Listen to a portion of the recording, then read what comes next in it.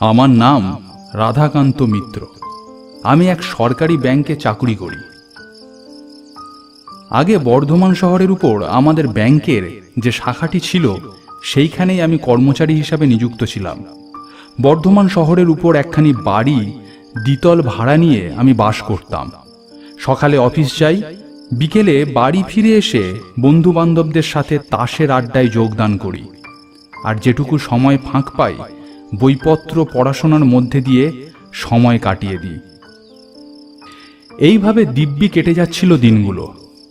এমন করে বছর দুই যাওয়ার পর এই কদিন আগে ব্যাংক থেকে জানালো তাদের একটা নতুন শাখা খোলা হবে। সেইখানেই আমাকে কর্মচারী হিসাবে নিযুক্ত করবে এমন কথা জানালো ব্যাংকের কর্তৃপক্ষ। জায়গাটি বর্ধমান শহর থেকে প্রায় ৬০-৭০ কিলোমিটার দূরে। জায়গাটির নাম মৃদুলগঞ্জ। জায়গাটির চেহারা দেখলে মনে হয় কোনো এক সময় হয়তো আশেপাশের মধ্যে সবচেয়ে বড় শহর ছিল। এখন সময়ের সাথে তাল মেলাতে না পেরে পিছিয়ে পড়েছে। এক কথায় জায়গাটি মফস্বল হিসাবে গণ্য করা যেতে পারে। জায়গাটিতে যে কয়টি বাড়ি রয়েছে তার বেশিরভাগই বোধহয় পুরাতন। সব কিছুতেই সেই ফেলে আসা দিনের জিনিসপত্রের ছাপ সুস্পষ্ট হয়ে ফুটে আছে। রাস্তার বহু জায়গাতেই দেখতে পাওয়া যায় দাঁড়িয়ে আছে পুরানো দিনের খারাপ হয়ে যাওয়া গ্যাসের বাতি। মফস্বলের মাঝামাঝি দাঁড়িয়ে আছে বহুদিনের পুরাতন একটি খ্রিস্টানদের চার্চ। এখানে আমি প্রায় ২ সপ্তাহের মতন হয়ে গেল কাজ করছি। আর বাদবাকি যারা আমার সাথে বর্ধমান শহর থেকে এই নতুন ব্যাংকের কাজ করতে এসেছিল তারা প্রথম কয়েকদিন যাতায়াত করেছিল। তারপর প্রত্যেকেই প্রতিদিন এতটা যাতায়াতের ধকল সহ্য করতে না পেরে আশেপাশে মাথা গোঁজবার একটা ঠাঁই জোগাড় করে ফেলেছে।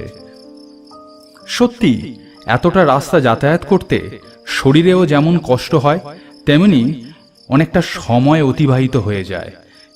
কিন্তু আমি এখনো প্রত্যেক দিন বর্ধমান শহর থেকেই যাতায়াত করি।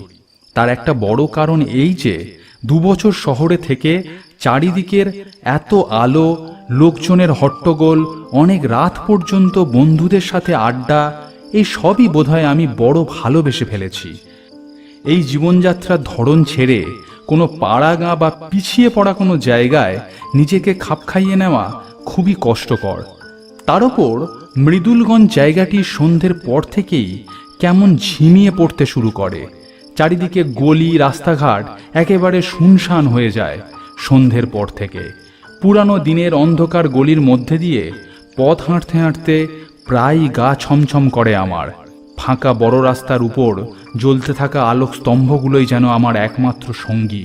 তবে এখানকার বাস পরিষেবা বেশ ভালোই। অনেক সময় কাজের চাপে আমার ফিরতে ৮টা-৯টাও বেজে যায়। তাও বাস স্টপে এসে অপেক্ষা করলে একটা না একটা বাসের দেখা ঠিকই পাওয়া যায়। আজও সমস্ত কাজ শেষ করে বেরোতে বেরোতে অনেকটা রাত হয়ে গেল। তার উপর বেরোনোর মুখেই শুরু হলো প্রচণ্ড বৃষ্টি। তাই অফিসে আটকে পড়ল। এখানকার অফিসের সহকর্মীরা অনেকেই তাদের সাথে তাদের বাড়ি গিয়ে থাকার জন্য অনেক অনুরোধ করেছিল, কিন্তু আমি সবাইকে বুঝিয়ে সুঝিয়ে না করে দিলাম। সারাদিন এত খাটাখাটনির পর নিজের বাড়ি গিয়ে নিজের বিছানায় না শুলে ঘুমটা আমার ঠিক ভালো হয় না। বৃষ্টি যখন কমলো তখন প্রায় রাত 11টা হবে। সহকর্মীদের থেকে শুনেছিলাম শেষ বাস একটা আছে, তবে 12টা না 12:30 নাগাদ। এখানকার বাস স্টপে এসে দাঁড়িয়ে আছি প্রায় ৮ ঘন্টা হয়ে গেল। বাসের কোনো দেখা নেই। মনে মনে নানান রকম চিন্তা হতে লাগলো। শেষ বাস আদৌ আছে তো? না থাকলে বড় বিপদে পড়তে হবে। এত রাত্রে কোথায় বা যাব? সহকর্মীদের বাড়িও চিনি না। রাস্তায় কিংবা বাস স্টপে রাত কাটানো অসম্ভব। জায়গাটা যেমন অসম্ভব রকমের শুনশান ও চুপচাপ, চুরি ডাকাতি হওয়াও কিছু অসম্ভব নয়। এসব চিন্তায় মন অস্থির হয়ে উঠেছে যখন হাত ঘড়ি দেখলাম 12টা 15। এবার একটু একটু ভয় করতে লাগলো। এমন সময় দূর থেকে একটা হর্নের শব্দ শোনা গেল। দূরে তাকিয়ে দেখলাম 2টো হেডলাইটের আলো এগিয়ে আসছে আমার দিকে। কাছে আসতে বুঝলাম বাস। আর চিন্তা নেই, ভগবান আমায় রক্ষা করেছেন। বাসটা দেখলাম একেবারে আমার সামনে এসেই দাঁড়ালো। উঠে পড়লাম। উঠে দেখলাম বাসটি একেবারে ফাঁকা, খালি দুদিকে সিটে দুজন যাত্রী বসে আছে, আর ড্রাইভার গাড়ি চালাচ্ছে, কন্ডাক্টর নেই। সামনের সিটে বসে থাকা লোকটিকে জিজ্ঞেস করলাম, দাদা, এটা বর্ধমান যাবে তো? লোকটি গম্ভীর স্বরে উত্তর দিল, যাবে। আমি তার পেছনের একটি সিটের জানলার ধারে বসলাম। ইতিমধ্যে বাস চলতে শুরু করেছে।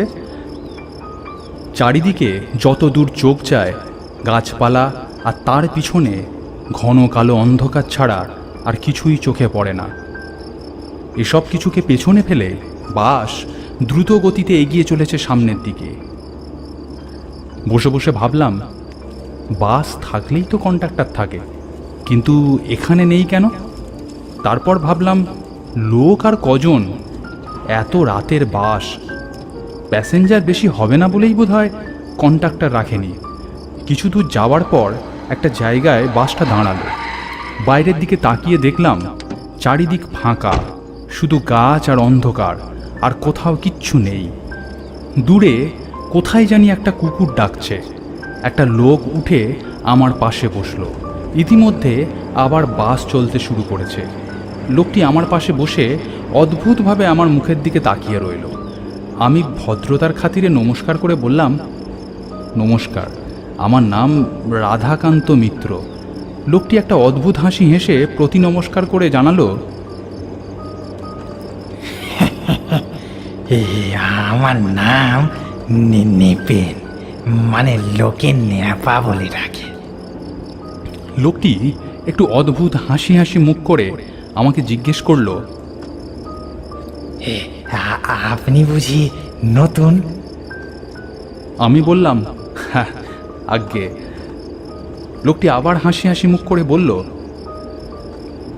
ঠিক ঠিক, এই আপনাকে না দেখেই তা বোঝা যায়, একেবারে টাটকা।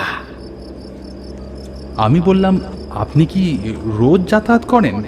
লোকটি উত্তর দিল, হ্যাঁ রে ভাই, 15 বছরের অভ্যেস কি আর ছাড়া যায়? আমি অবাক হয়ে বললাম, বাবা, আপনি 15 বছর যাতায়াত করছেন? এখানে আসেন কোথায়? লোকটি বলল, ওই একটু আগে বাসটা যেখানে দাঁড়িয়েছিল ওর পাশেই তো শ্মশান, ওখান থেকেই আসি। আমি একটু অবাক হয়ে বললাম, আপনি আপনি শ্মশান থেকে আসেন? তারপর হঠাৎ ব্যাপারটা বুঝতে পেরে বললাম, ওহো ওহো ওহো, ও আচ্ছা আচ্ছা আচ্ছা, আপনি শ্মশানে কাজ করেন। লোকটি বলল,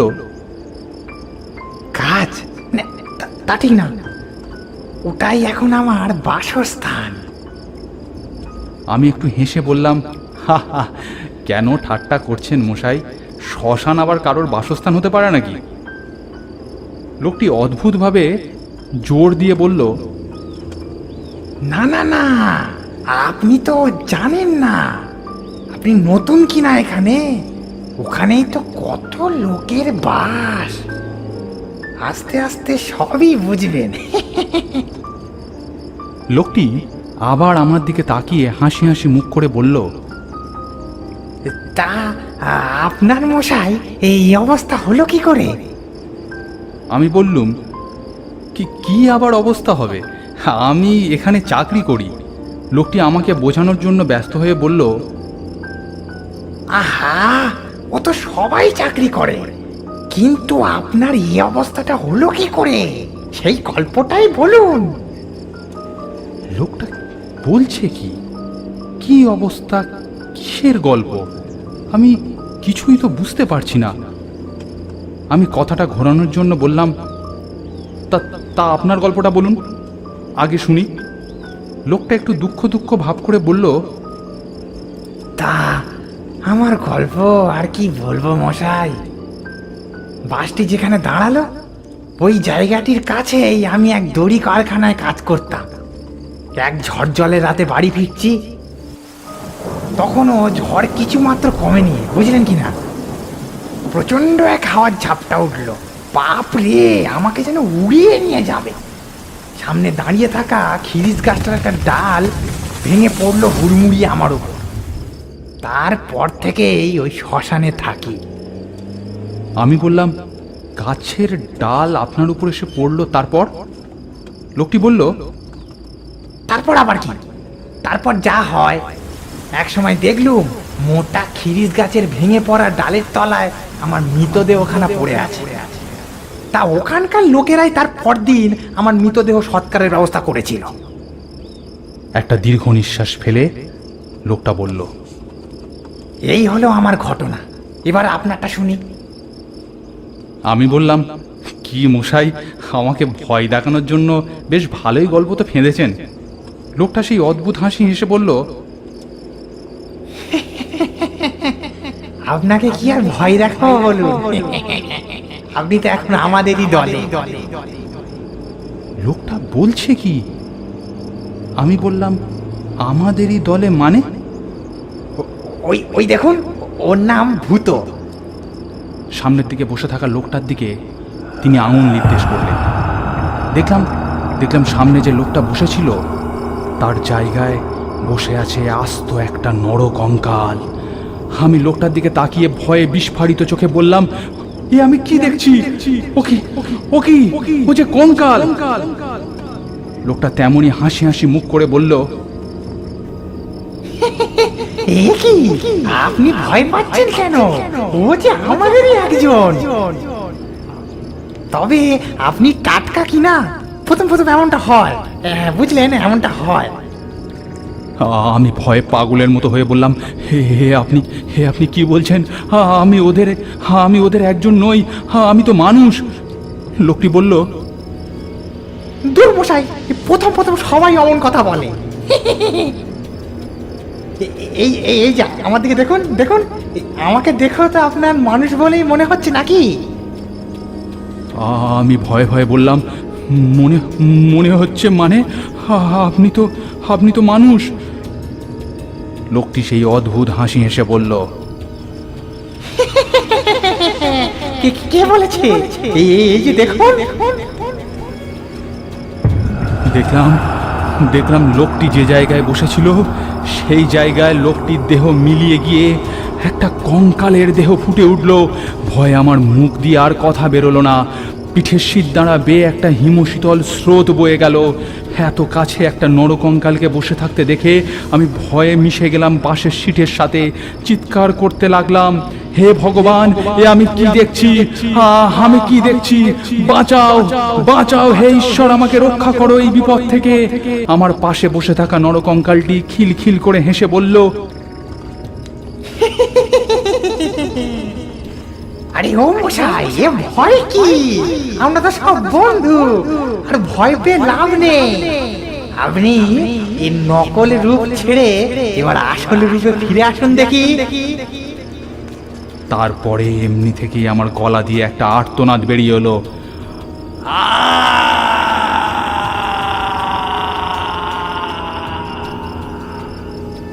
কঙ্কালগুলো খিলখিল করে হাসতে লাগলো। তারপর আমার আর কিচ্ছু মনে নেই।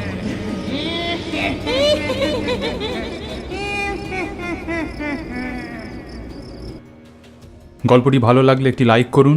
এরকম আরও গল্প দেখতে চাইলে চ্যানেলটি সাবস্ক্রাইব করে পাশের বেল বাটনটি প্রেস করে দিন, কারণ ভবিষ্যতে এখানে আরও এরকম গল্প আসতে চলেছে।